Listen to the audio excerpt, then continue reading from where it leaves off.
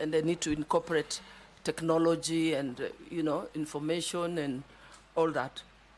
But a number of studies have also indicated that many farmers do not comply to safety practices.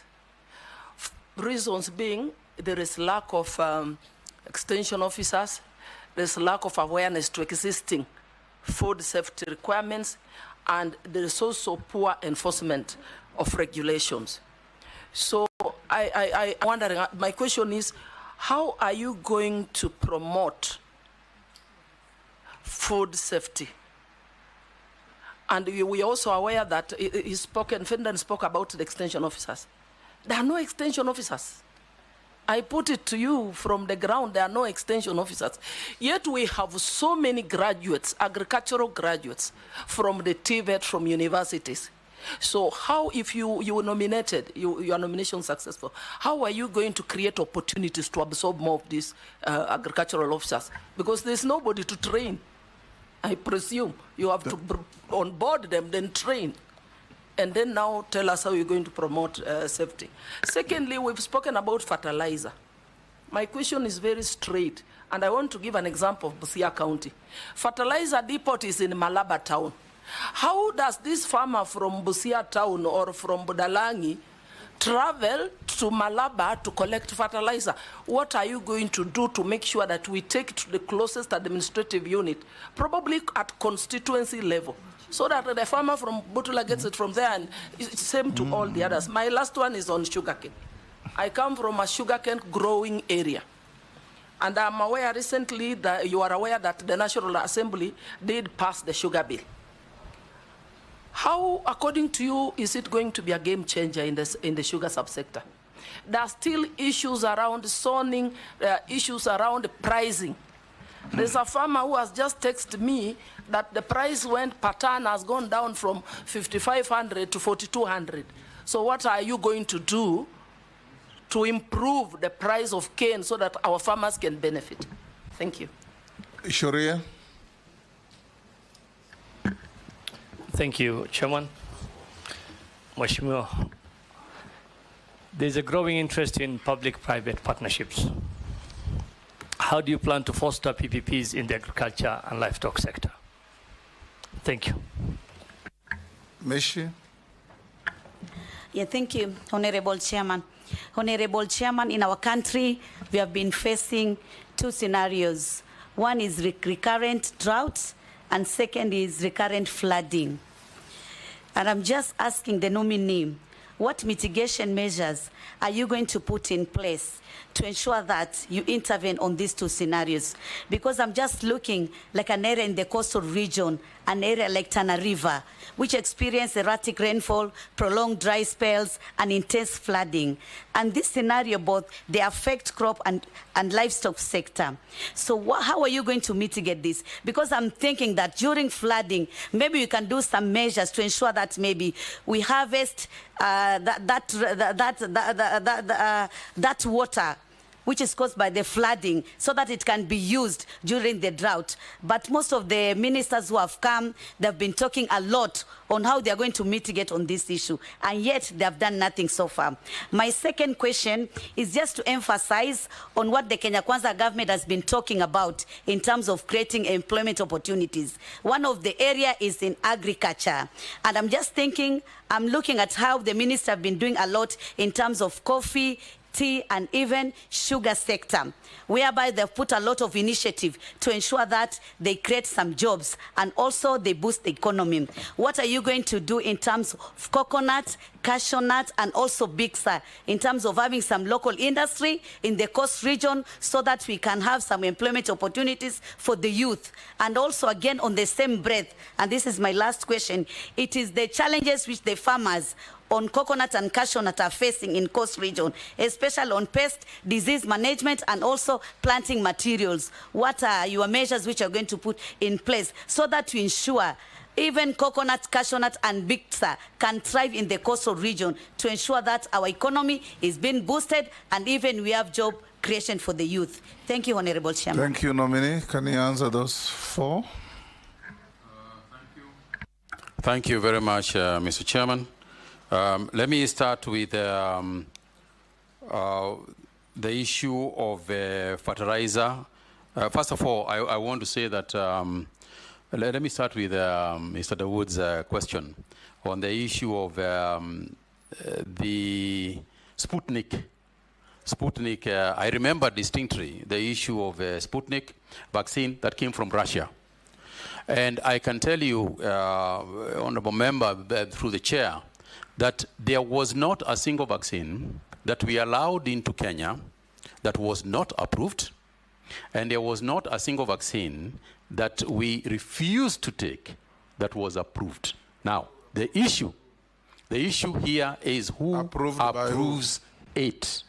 And our rule within the National Emergency Response Committee on coronavirus, and following the advice that we also got, is that we did not use any vaccines that were not WHO, World Health Organization approved.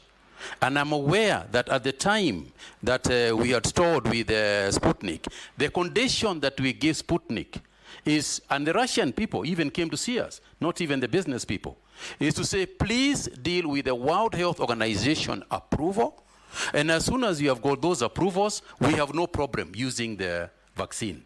Because you can imagine how many, what we'd have to deal with vaccines coming from very many different parts of the world. The only thing that we could do and guarantee the safety of our people was to use the World Health Organization as the major approval organization for us.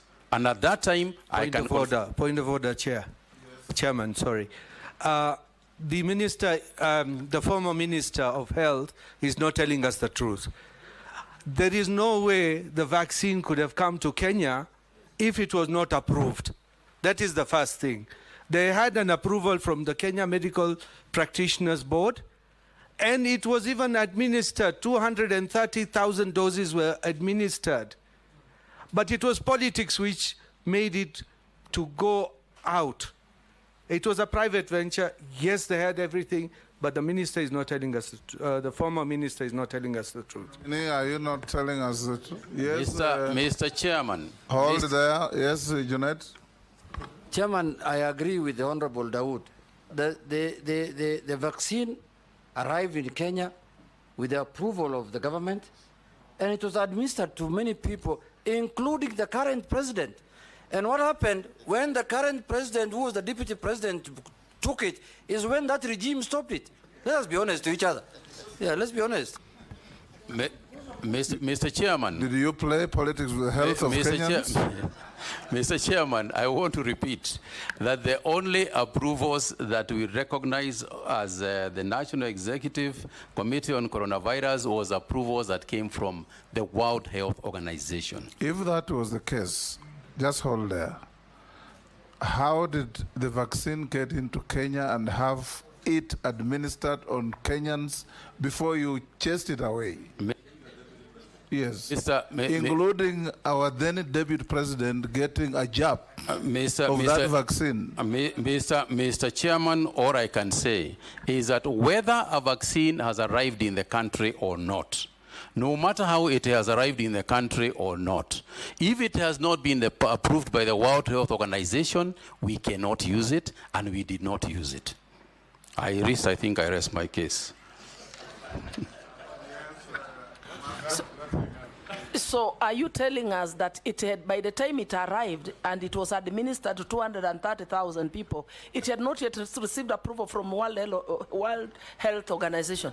Absolutely not. And I think, Mr. Speaker, I do not recall the actual figures that it had been administered to. I cannot remember now what figure, but I don't think it was anywhere near, the kind of figure that you had said. Suffice it to say, Mr. Chairman, that the decision that was made at the time by the National Emergency Response Committee and the Ministry of Health was that we will not, and we would not in the future, use any vaccine that had not been internationally approved by the World Health Organization. And you are the chairman of that committee? And I was the chairman. Yes. And I take responsibility. And we agreed, Mr. Chairman, we agreed, even at that point, as I remember, we agreed that if the vaccine could get World Health Organization approval, we would use it. What Daud has put to you is that you made an irrational decision based on political consideration. Mr. Chairman, I just want to ask him what Honorable Junaid has said. The Deputy President at that time and the President right now, who has nominated you today, is the one who took that jab, is when you stopped the Sputnik. Is that true or not true? Absolutely not true. Point of order, Chair. Chair, when that, when we were, Chairman, when we were taking the vaccines, Yes. there were many vaccines. There was AstraZeneca, there was this one and others. Pfizer, Johnson & Johnson. Chairman, we were in the country here. At that time, you know, people were really looking for vaccines to use. Desperately. The day the current president, who was then the deputy president, got a jab in the afternoon, in the evening, a press statement came out saying that thing is banned in our country. That's the truth of the matter. That's the truth of the matter. Mr. Chairman, I cannot recall the events as they followed, if indeed that is the way they followed. But I repeat my position. We could only use a vaccine approved by the World Health Organization. Go on with the others. I'm sure you know. Mr. Chairman, Mr. Chairman, the issue of mitigating circumstances, I think that were raised by Mishi, the issue of what do we do when there are droughts and then there is flooding that happens. I'll come back to the others as well. You know, I agree with her that, Honorable Chairman, that the issue of drought mitigation is critical. And it has been there a long time. We all know about Budalangi, and we know other areas in the coast. And season after season, the discussion is the same. And what I would like to commit myself to, Mr. Chairman, is working with the ministries involved. As you are aware, the Ministry of Irrigation, the Ministry of Water is charged with the dam, the areas of matters to do with the damming. But I also want to involve the county governments in this matter, because the issue of acceptability, for example, the involvement of the county governments with the extension farmers, because in Schedule 4, extension farmers that Honorable Emase raised, extension farmers are actually the job of the county government. My job is to ensure that we fight this fight in terms of training, in terms of budgeting and funding, so that we have got these people. And I would like to refer to the matter that you referred, which you say that this house is the one that allocates budgets, and to say that in spite of that, we can also predicate some of these things on what Honorable Naisura had raised on the issue of donors. This is one of the areas that we could try very hard to work with our funders and with our donors in terms of the extension farmers, so that in mitigating the issues that have been raised, the conditions and challenges that Honorable Michi has raised, ensuring that we have got the proper crops to use during drought, ensuring that we have got the correct livestock to use, ensuring that diseases don't start affecting our livestock just because there was flooding, going on. I think that is a job that will ably be done by extension people. I think they are as crucial as Mheshimiwa Wanyonyi had raised.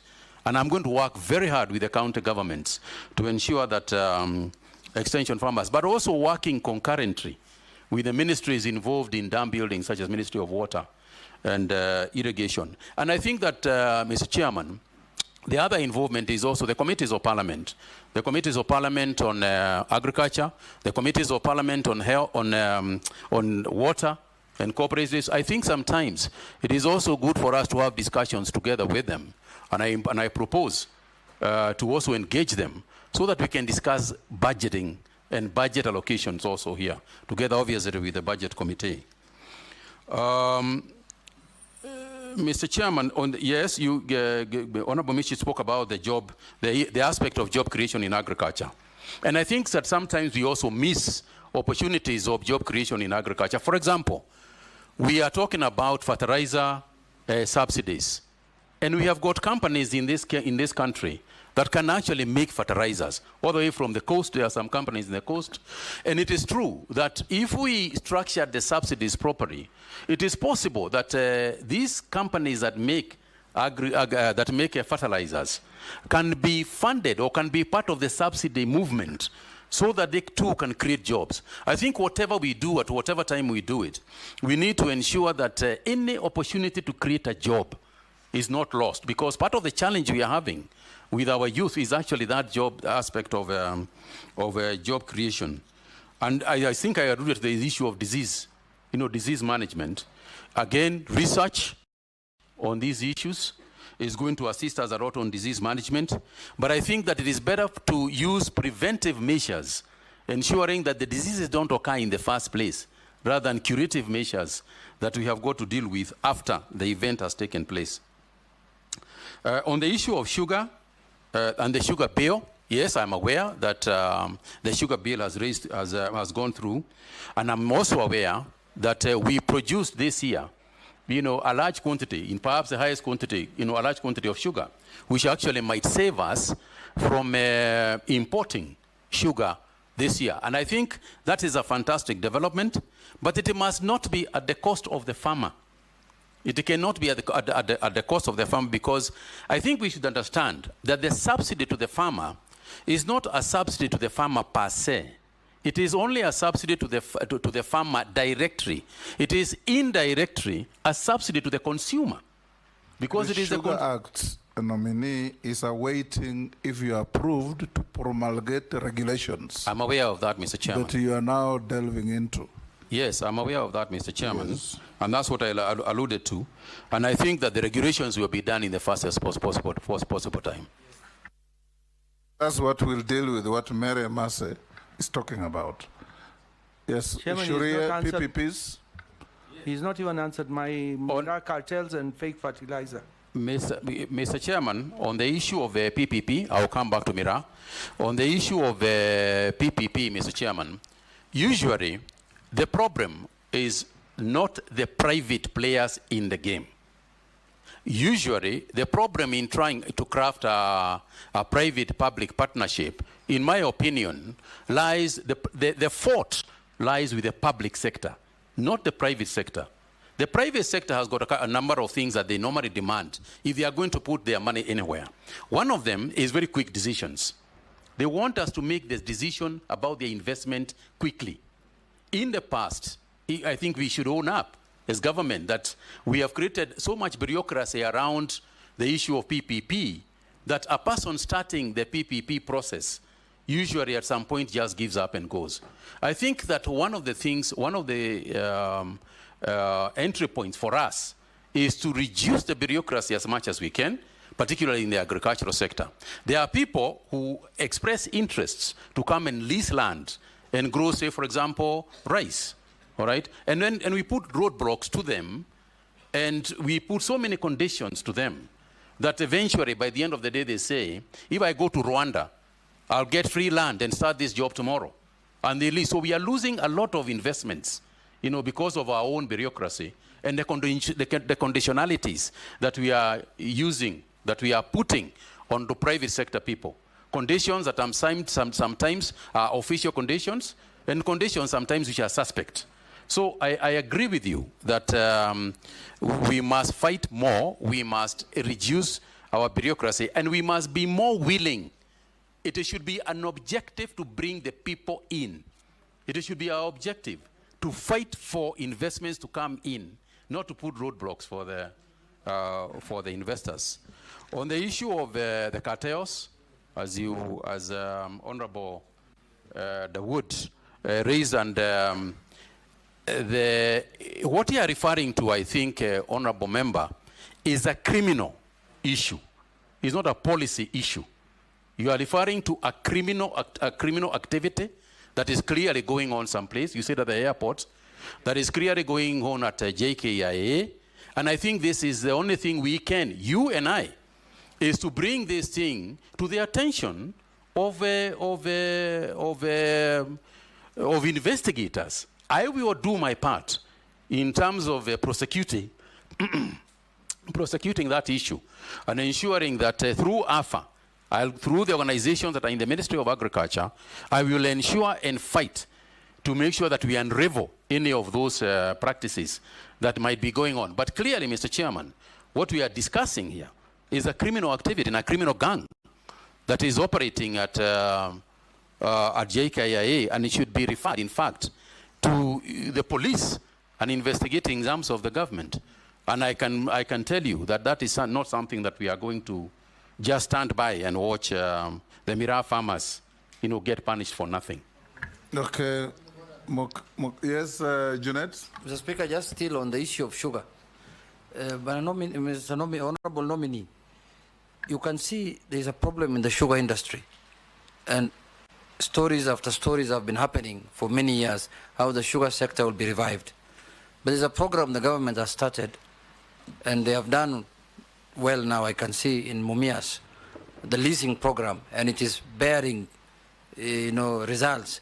What are your thoughts on that? Because I come from a sugar growing area. I want to see what your I want to hear what your thoughts are on that. Thank you very much, Mr. Chairman. I agree with the Honorable Junet that part of the problem, obviously, in the sugar industry, I'm speaking very quickly on these issues, because as you can see, the time aspect. Your time is up, actually. Yes, absolutely. I want to say, Mr. Chairman, that the issue that we want to address, and it is good that the Chairman has pointed out that the bill, is just waiting for the aggression. Increasing efficiency or production is part of the solutions that Honorable Emase was raising. Because if you increase efficiency and you reduce the cost of production, then automatically that wastage that was happening within that structure would go to the farmer. It goes without saying. And it is clear, anybody who has been following that sugar sector issue is clear. With the kind of debt write-offs that we have done as a government, it means that you can reduce that burden a little bit. If we then get licensees, these people who want to work with, who want to partner, the lessees who want to work, with the sugar sector, whether it is, especially the government-owned mills, if they want to come to us, and the farmers are in agreement, and the caucus within this parliament is in agreement that that's the way to go, in order for us to create efficiency in the sugar sector, by all means, that's what we should do.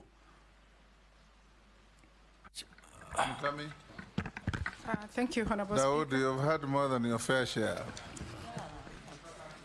Yeah. Which one now? Mukami? Thank you, Honorable Speaker. Honorable Speaker, let me first declare that I'm the county MP of the nominee. Honorable Speaker, we have a very serious problem in the pyrethrum sector. Right now, I've received a message from a farmer. They are saying for the last 3 months, they have not received the money after delivering the pyrethrum, and yet, even the workers have not been paid for 2 months. So, Waziri, I would like to hear what you are going to do about that and the measures you are going to take to make sure that we avoid such delays. The other thing is about the dairy farmers. How will you institute reforms in the dairy, tea, and coffee sectors to boost productivity? Thank you. Thank you. Russell? Dito Russell? Thank you, Honorable Chairman. Honorable Mutahi, the objective of the national livestock vaccination is to strengthen disease control and surveillance to create a disease-free zone in Kenya, for Kenya to access international markets and expand the livestock export market. If we go by what you said, that a farmer can be given choice whether to vaccinate his cow or goat, then we are unlikely to achieve this objective. Are you likely to stand by what you have said, or you are likely to change your mind if the House approves your nomination? Secondly, it is on food security. Thank you, Russell. I was going to ask him the same question. On food security, I really want to hear from you. 20% of Kenya is the only arable land available for food production. And 80% is ASAL, arid and semi-arid land. This is a debate since independence. And you could be the 20th or the 30th Minister for Agriculture. If the House approves your nomination, I want to repeat that again. What is it that you are likely to do? Because food is expensive today in Kenya. Production of it is expensive. And more importantly, it's because of the scale of production that is low. So in a sense, food must be expensive. As the nominee for the Ministry of Agriculture, what is it that you are likely to do so that we expand the envelope of agriculture food production? And at the same time, what is it that you are likely to do so that there is incentive for farmers to actually feel that, yes, I can produce more maize, I can produce more potatoes? Thank you, Honorable Speaker. Mule. Thank you very much, Mr. Speaker. My concern is what he began with, that is the marketing. And I want to put it clear to you that the country faces challenges in marketing, leakages, and distribution of produce, especially from the local farmers and small farmers, to brokers who take advantage of the fragmented distribution chain to enrich themselves. What do you intend to do to improve the domestic market links and information systems within the market? And last, Mr. Speaker, your predecessor sat there, and I asked him about the tea issue in Mombasa. And he promised that committee, once he's approved, he'll deal with the issue within weeks. Up to today, maybe that's why he has been deployed to be an ambassador. Up to today, we are still talking about issues of tea stack in Mombasa. And your predecessor also, when he sat there, we talked about the local Mwanainji, Wanjiku, Kinuthia, who is planting tomatoes. Yet we still have influx of products from the neighboring countries within. And yet the cost of those products at the market are cheaper than the Kenyan produced products. And this is across board. That is tomatoes, cabbage, maize, onions, and everything. And you need to spur that growth of productivity at that level. What are you going to do if you're approved by the House? And putting in mind, we were given a promise by your predecessor a month or so, nothing has happened. 2 years down the line. Yes, go ahead. Thank you very much, Mr. Speaker, Mr. Chairman. Mr. Chairman, I want first to start with admitting that the pyrethrum sector that Honorable Mokami referred to is in a mess. To put it any other way, would be to do the proverbial ostrich, thing and bury my head to the ground. And the only thing I can say is, broadly speaking, it is an area I intend to sit with the industry itself, the entire industry, and unravel whatever has been bedeviling it since almost independence. Since the Americans got out who are buying this pyrethrum of ours, we have never quite recovered in the pyrethrum sector. And all I can say is that I will need time to sit with them so that we can resolve whatever issues exist with them. I do not have the silver bullet with me right now. The second thing is on the issue of dairy farmers. I think I spoke at length about the industry to the extent, and I think it's the Honorable Junet who raised it, that I have to work with the marketing agencies, particularly the cooperative ministry, in order for us to streamline. But for me, there are a couple of things that we can do anyway in agriculture. The first thing is that I said, and to begin with, and perhaps that is what I'll eventually end with, that we have to put money in the farmer's pocket. Coffee, for example, And I'm referring to coffee because you have raised it, not because, and I grew up there, so I know a little bit more about it. Coffee, for instance, was biggest challenge has always been the gap between the farmer and the market. The fact that you grow coffee and give it to somebody, you have no idea how much you have sold it at. You have no idea who is going to process it. You have no idea where it is going. And sometime in the future, you expect to be paid.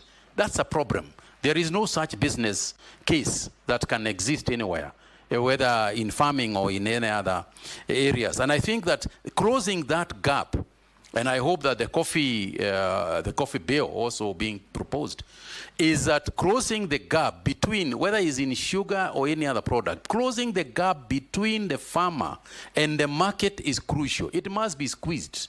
It must be squeezed so that the farmer can also be the person who knows a little bit about the market. And I'm glad, Mr. Chairman, because under the current structure, at least my understanding as I speak today, is that cooperatives are also getting broking licenses. And as you know, that went to the CMA. They are the ones who are approving that structure, so that the cooperatives themselves can also form part of the marketing team. Private sector does that. If you go and see Sasini tea or Sasini milk, Sasini coffee in the supermarkets, it's actually processed by the grower of Sasini. So it is something that we must face in order for it. But the other thing is the productivity per acre. You know, the aspect of the quality, the quantity of produce. Again, even if you look at both coffee and tea sector, if you look at the sugar sector, what you'll find is that the private sector players can produce a ton within, one metric ton can come. They have got a ratio of 10:1 for the private sector and 15:1 for the government sector, which informs also what Honorable Junet was talking about. So I think that that linkage between efficiency, private sector, the buyers, and the farmer is the solution to our problem. Mr. Chairman, on the issue of Russo talking about, Mheshimiwa talking about the question that I said, the freedom. You know, I want to be clear on this. There is no farmer, in my opinion, a sane person, who is going to refuse to protect his cow or to protect his herd at all if the alternative is that the herd is going to die. What has been missing is a communication and engagement with that person so that they understand exactly what the stakes are and that choices have consequences. Currently, we only vaccinate about 10%. So we will never be able to be disease-free at 10%. If we increase that figure over a period of about 3 to 4 years, say, for example, cover 90% over 3 years, we begin to be FMD disease-free. So my intention is not, as it were, to say that I have given people assurance and then kept back, slept on it. It is to make sure that the communication in which we are executing will make sure that the farmer is ready to do what he needs to do to protect his livestock. And I commit myself to that. That's not what you said earlier. I said, Mr. Speaker, Mr. Chairman, Nominee, earlier you said, I will turn up with my vaccine. Do I vaccinate your cow? You say, no, I leave you and move on. And can remember, I explain? Just hold on. Just hold on. You are here to answer questions. Yes. You turn up with your vaccine. The farmer says, I'm not interested. You leave the cow and go to the next. Now, the cow you have left behind is bearing a disease that will infect the one that you have vaccinated next door. So is that how you want to run the ministry, or you have vacated that position? Mr. Chairman, I have not vacated that position. Let me explain. Don't take it too literally. I think that is the problem. That's what you say. What I'm saying, Mr. Chairman, Mr. Chairman, is this. I said, and I repeat, nobody is going to be forced. you cannot go and force a farmer with a gun or whatever it is to go there and tell a farmer, you must absolutely vaccinate this cow or else I'm going to take you to a police station. That is not the way to approach the issue. The choice that I have created, Mr. Chairman, is a choice where you are saying, listen, there is no force of vaccinating your cow. However, if you don't want us to vaccinate it, we can leave it. However, these are the problems that you are going to incur. And that is why I'm saying, Mr. Chairman, nobody with the proper communication is going to make that choice. What you cannot do is go there at gunpoint and tell somebody. You can imagine the kind of fighting you might have with some people with pangas and so on if you try that system. So all I'm saying, Mr. Chairman, and don't take it too literally, is that we will give people a choice, but we will make sure that they make the right decision. Mule. The last one from Mule. I'd ask. Products from our neighbors. Yeah, sorry, Mr. Chairman. Yes, on the issue of the East African situation, is a challenging one, Mheshimiwa Mule, because we have got the East African Protocol, which has given us certain conditions. We have got the COMESA Protocol, which has also given certain conditions. And the only way for us to work on this issue is to make sure that our cost structure is not as high as it is. In other words, if we are putting this, and perhaps what the government has started in terms of subsidizing fertilizers and subsidizing other farm inputs, can assist us in bringing down our cost of production so that our people, the prices of our goods are not, do not exceed those ones of Uganda and Tanzania. We have got quotas. And I think there's a discussion between the East African countries that has got to be done, because don't forget that even as we complain about what they are bringing in, they too are complaining about what we are taking there and the balance of payment issues between the East African nations. So I think eventually it will come to an equilibrium, but I think on our part, on my part, my role and my job is to try and make sure to mitigate the circumstances so that we are producing at an affordable rate where we can both make money for the farmer, but also make sure that the consumer is not advancing for the importation of others because they are cheaper than their own products.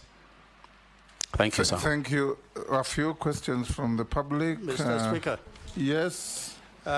He didn't answer the second part of my question.